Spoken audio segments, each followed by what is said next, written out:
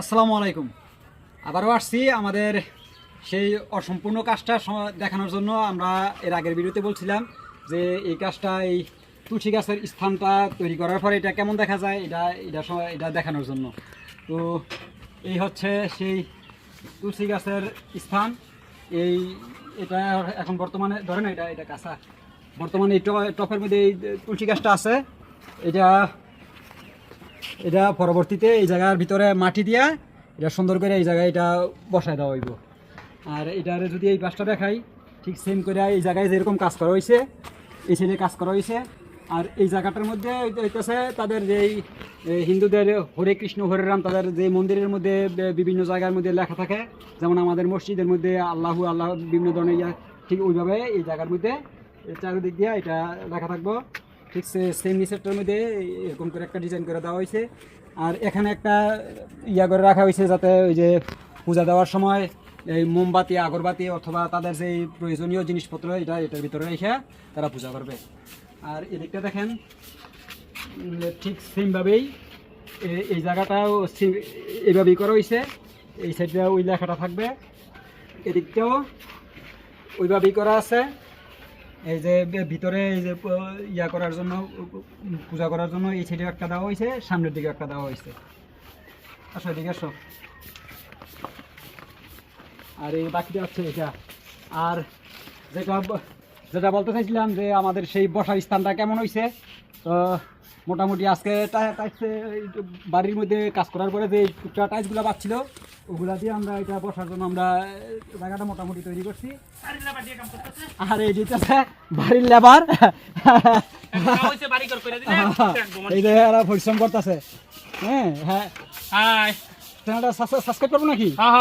কি কি চ্যানেলটা সাবস্ক্রাইব করে দেবো। হ্যাঁ, তো এই হচ্ছে আমাদের সেই বসার স্থানটা। এই জায়গার মধ্যে পুরোনো টাইলস যেগুলো ছিল ওগুলো দিয়ে এটা সুন্দর করে দেওয়া হয়েছে। মোটামুটি যেরকম পারছি, আমরা তো টাইলস মিস্ত্রি না, যেরকম পারছি আমরা সবাই এটা করে সাইড দিয়ে আস্তে করে দেওয়া হয়েছে। এগুলোর মধ্যে পরবর্তীতে আবার রং দিয়ে দেওয়া হইব। রং দেওয়ার পরে এটা সুন্দর করে করা হইব। হ্যাঁ, সবাই মশা দিছি রং দেবো একটু। এটা কি রং করে দিতেছ?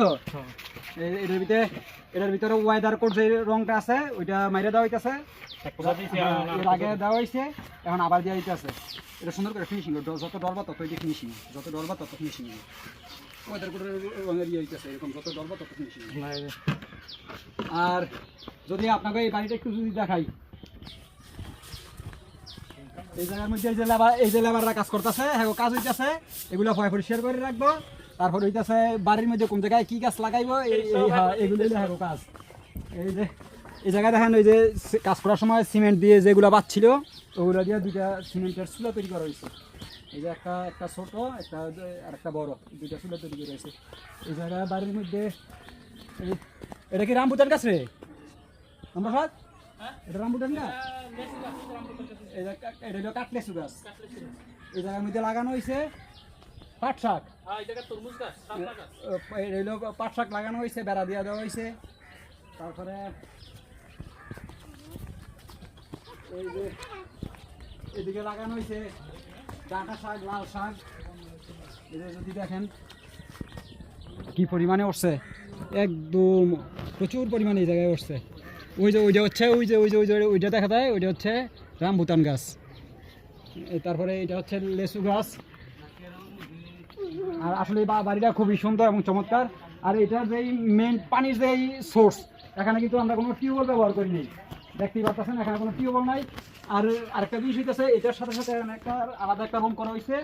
এটার ভিতরে আপাতত বিভিন্ন কিছু যে বিভিন্ন মাল সামান রাখা হয়েছে, কিন্তু এটার ভিতরে মুরগি পালা হইব, হাঁস এবং মুরগি।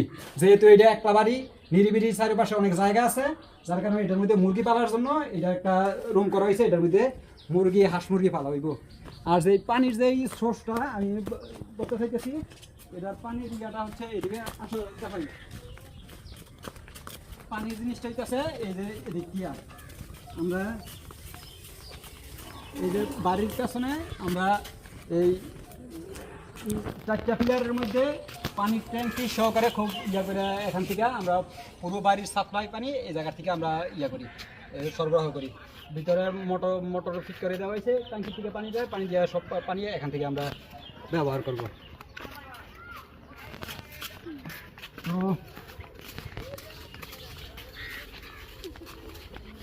তো এখানকার মোটামুটি এই বাড়ির কাজ মোটামুটি প্রায় কমপ্লিট। তো কয়েকদিন পরেই এই বাড়ির মধ্যে আমাদের যেমন ঘর অথবা বিল্ডিং তৈরি করার পরে ভিতরে গেলে একটা আনুষ্ঠানিকতা করি আমরা, ঠিক ওইভাবেই ওনারাও এই জায়গায় একটা আনুষ্ঠানিকতা করব। আমাদের দাওয়াত করছে অবশ্য, ওই সময় আমি আসব এবং আপনাদেরকে তারা কিভাবে এই অনুষ্ঠানটা পালন করে এটা আপনাদের দেখানোর চেষ্টা করব। তো সবাই ভালো থাকবেন, সুস্থ থাকবেন, আর আপনারা আপনাদের মতামত জানাবেন, কারণ আপনারাও আমাদের পরিবারেরই একজন সদস্য। তো ভালো লাগলে চ্যানেলটা অবশ্যই সাবস্ক্রাইব করবেন, কমেন্ট করবেন এবং বন্ধুদেরকে শেয়ার করে দিবেন, যাতে বন্ধুরা আমাদের সাথে সংযুক্ত হতে পারে। তো সবার সুস্বাস্থ্য কামনা করে আজকের মতো এখানেই বিদায় নিচ্ছি। আল্লাহ হাফেজ।